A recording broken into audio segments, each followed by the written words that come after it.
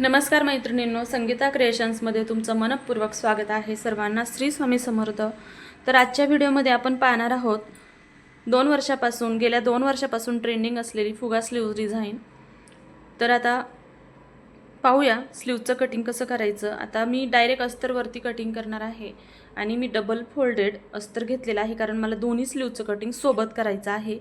त्यामुळे मी ही डबल कापड घेतलेलं आहे आणि याच कपड्याची आता मी पुन्हा फोर्थ म्हणजे चार लेअरमध्ये घडी होईल, कारण डबल कापड आहे आणि एकदा फोल्ड करून घ्यायचा आहे. तुम्ही जर पेपरवरती कटिंग करत असाल तरीसुद्धा पेपर या पद्धतीने फोल्ड करून घ्यायचा आहे.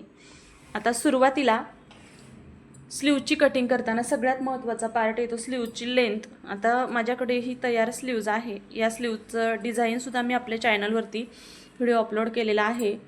ह्याची लिंक मी डिस्क्रिप्शनमध्ये देईल की पोटली बटन बनवून अगदी फिनिशिंगसह स्लीव्जला कसे लावायचे ते पाहू शकता तुम्ही. अगदी फिनिशिंग आहे, धागे वगैरे कुठंही निघण्याचा चान्स नाही. आणि खरं तर हा ब्लाऊज वापरूनसुद्धा खूप जुना झालेला आहे. ही सुद्धा जी बॅकची डिझाईन आहे या डिझाईनचा सुद्धा मी व्हिडिओ चॅनलवरती अपलोड केलेला आहे. याचीसुद्धा लिंक डिस्क्रिप्शनमध्ये देते, तुम्ही पाहून घेऊ शकता. तर या पद्धतीने आता मी तुम्हाला सांगते स्लीवची उंची. तर तुमची जेवढी तयार स्लीव्ज आहे त्या स्लीव्जची उंची एवढी आहे तेवढी उंची इथं घ्यायची. आता माझ्याकडे मापाची स्लीव्ज आहे त्यामुळे मी वेगळं काही माप घेणार नाही. तर इथं मी स्लीव्ज घेतलेला आहे उंचीला. आता ही उंची झाली, त्यानंतर इथे 38 साईज चेस्ट आहे आणि स्लीव्जचं कटिंग करायचं कसं किंवा साईजनुसार चेस्ट साईजनुसार बाहीची रुंदी आणि बाहीचं कॅप हाईट कसं घ्यायचं याचा व्हिडिओसुद्धा मी चॅनलवरती अपलोड केलेला आहे. त्याचीसुद्धा लिंक मी डिस्क्रिप्शनमध्ये देते, कारण मी स्लीव्ज कटिंग, कॅप हाईट आणि बाही रुंदी किती घ्यायची याचा चार्ट त्या व्हिडिओमध्ये मी दिलेला आहे. तर पहा, हेवी साईज चेस्ट आहे आणि 38 साईज आहे, त्यामुळे मी आता इथे बाही रुंदी घ्यायची आहे. सगळ्यात आधी मी ही लाईन आखून घेते जी आपण उंचीची घेतलेली होती. त्यानंतर आता रुंदी घ्यायची आहे. 38 साईज चेस्टसाठी 8.5 इंच रुंदी घ्यावं लागते. तर मी इथे 8.5 इंचावरती एक मार्क करून घेत आहे. ही झाली बाहीची रुंदी. त्यानंतर इथे 3.25 इंचाचं मी कॅप हाईट घेणार आहे. चेस्ट साईजनुसार 3.25 इंच झालं कॅप हाईट. आणि आता ही स्लीव्ज या पद्धतीने मार्किंग करून घ्यायचं आहे. त्यानंतर या स्लीव्जचा मध्य पॉईंट काढून घ्यायचा आहे.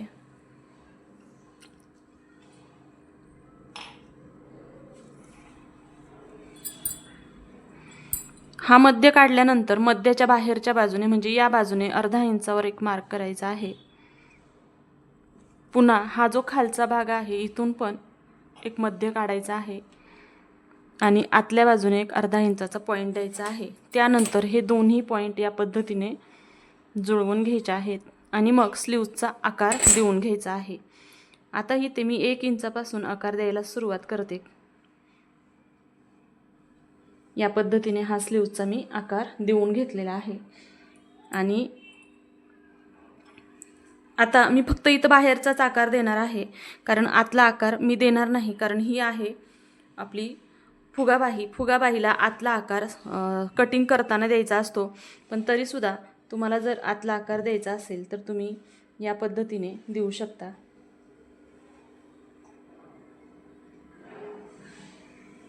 या पद्धतीने स्लीव्जचा आकार तुम्ही देऊन घ्यायचा आहे. त्यानंतर दंडघेर किती घ्यायचा, स्लीव्जवरती जेवढा दंडघेर असेल ती स्लीव्जचा दंडघेर मोजून घ्यायचा, किंवा तुमच्याकडे जर स्लीव्ज असेल त्या पद्धतीने तुम्ही ते स्लीव्जचं पॅटर्न ठेवून घ्यायचं आहे. जिथं लास्टची शिलाई मारलेली आहे त्या शिलाईवरती एक मार्क करायचा आहे. म्हणजे ही झाली फिटिंगची आणि ही झाली शिलाई मार्जिनची. तर या पद्धतीने या दोन्ही पार्ट आखून घ्यायचा आहे. लॉंग स्लीव्ज आहे ही फिटिंगची आणि हा जो आहे हा 1.5 इंचाचा हा एक्स्ट्राचं शिलाई मार्जिन जिथं आपण फिटिंग करतो. आणि हे दंडघेर मोठी साईज स्लीव्ज आहे. आता नॉर्मल स्लीव्जप्रमाणे आपण कटिंग करून झाल्यानंतर आता इथे मेन पार्ट आहे जे आपल्याला फुगा बनवायचा आहे. तर तुम्हाला जेवढा फुगा हवा आहे त्यानुसार तुम्ही फुगाबाहीचं मेजरमेंट घेऊ शकता. त्यासाठी आता मला इथे मीडियम साईजचा फुगा हवा आहे, म्हणून मी 3.5 इंच घेणार आहे. तुम्हाला जर कमी हवा असेल तर तुम्ही 2.5 इंच घेऊ शकता आणि खूप जास्त हवा असेल तर तुम्ही 5 इंचापर्यंत सुद्धा घेऊ शकता. आता मी ते 3.5 इंचवर एक मार्क केल्यानंतर ही लाईन मी अगोदर सरळ आखून घेते. अजूनही आपल्याला बऱ्याच गोष्टींचा मध्य काढायचा आहे. आता इथपासून इथपर्यंत आपल्याला मध्य काढून घ्यायचा आहे. तर किती येतो तर तो 9.25 इंच. तर हा टेप इथे फोल्ड करायचा आहे आणि हा टेप अशाच पद्धतीने ठेवून इथे एक मार्क करून घ्यायचा आहे, कारण हा आपला मध्य पॉईंट येणार आहे. आता या पॉईंटचं मेजरमेंट किती आहे ते मोजून घ्यायचं आहे आणि तोच पॉईंट 4.5 इंच मेजरमेंट इथे येत आहे. हाच पॉईंट इथे 4.5 इंचावरती देऊन घ्यायचा आहे. आता हा बॉक्स आहे हा या पद्धतीने आखून घ्यायचा. आता हे आखून झाल्यानंतर या पॉईंटपासून परत या पॉईंटपर्यंत म्हणजे 4.5 जे आहे तिथे पुन्हा एक दुसरा मध्य काढून घ्यायचा आहे. हा मध्य इथे काढून घेतल्यानंतर आता इथे या पद्धतीने असा या मध्यापासून खालीच गोल आकार देऊन घ्यायचा आहे. या पद्धतीने गोल आकार घेतला की ही लाईन अशी खाली या पद्धतीने इथे जुळवून घ्यायची आहे. इतकं साधं आणि सिंपल फुगाबाईचं कटिंग आहे. या पद्धतीने जर कटिंग केलं तर होणारा फुगाही खूप छान येतो. आता कटिंग करताना एक गोष्ट लक्षात ठेवायची, हा जो पॉईंट आहे हा खूप मेन आहे आणि तो लक्षात ठेवणं गरजेचं आहे. आता आतला जो आर्महोल आहे तो आपण आत्ता कटिंग करणार नाही, शिवून झाल्यानंतर मग आपण तो कटिंग करणार आहे. ते पुढे पाहूया. सुरुवातीला आता मी ते कटिंग करून घेते. तर पहा, कटिंग करताना या पद्धतीने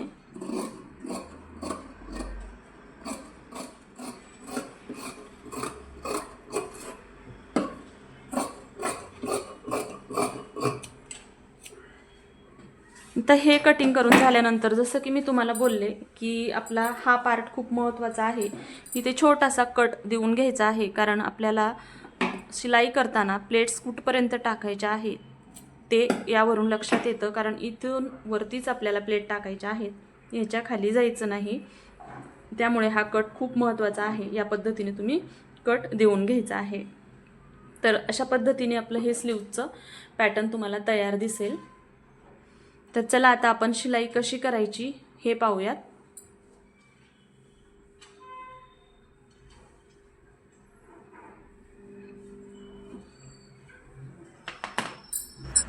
आता शिलाई करताना अस्तरवरती मी मेन ब्लाऊजचं कापड ठेवलेलं आहे.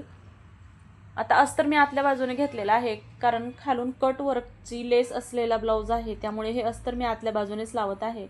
अस्तरची पण फिनिशिंगचीच म्हणजे किनारीचीच बाजू आहे, त्यामुळे इथं फिनिशिंगसाठी वेगळी शिलाई मारण्याची गरज नाही. त्यामुळे मी मेन ब्लाऊजच्या कापडाच्या आतल्या बाजूने अस्तर ठेवलेला आहे आणि साईडने त्याला चारही बाजूने शिलाई मारून एक्स्ट्राचं कापड आहे ते कट करून घ्यायचं आहे.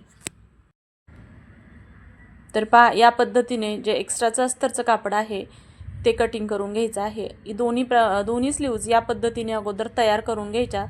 त्यानंतर आपण कटिंग करताना जे स्लीव्जला मध्ये जो कट दिला होता सेंटर कट, तो आणि साईडचा जो आपण मध्य कट दिलेला होता तो कट, तिथे परत एकदा कट देऊन घ्यायचा आहे, कारण अस्तर आणि ब्लाऊजचं कापड जोडल्यावर तिथे कट जातात. पण अस्तरच्या बाजूला आपण ते कट दिल्यामुळे ती अगदी व्यवस्थित दिसत असतात. तिथे पुन्हा कट देऊन घ्यायचा. म्हणूनच मी कटिंगमध्ये सांगितलं की हा कट खूप महत्त्वाचा असतो, तो व्यवस्थित लक्षात ठेवूनच द्यायचा आहे, कारण तिथपासून पुढे प्लेट्स टाकायच्या आहे. तरी ते पहा, या पद्धतीने आता त्या कटच्या वरती मी 3 ते 4 अशा छोट्या छोट्या प्लेट एकसारख्या घेऊन सेंटरपर्यंत घेऊन या प्लेट्स या पद्धतीने टाकून घेतलेल्या आहे. आता पहा तुम्ही, ते प्लेट्सची तोंड आहेत ती वरच्या बाजूने आहे, तर या पद्धतीने मी या प्लेट्स टाकून घेतलेल्या आहेत.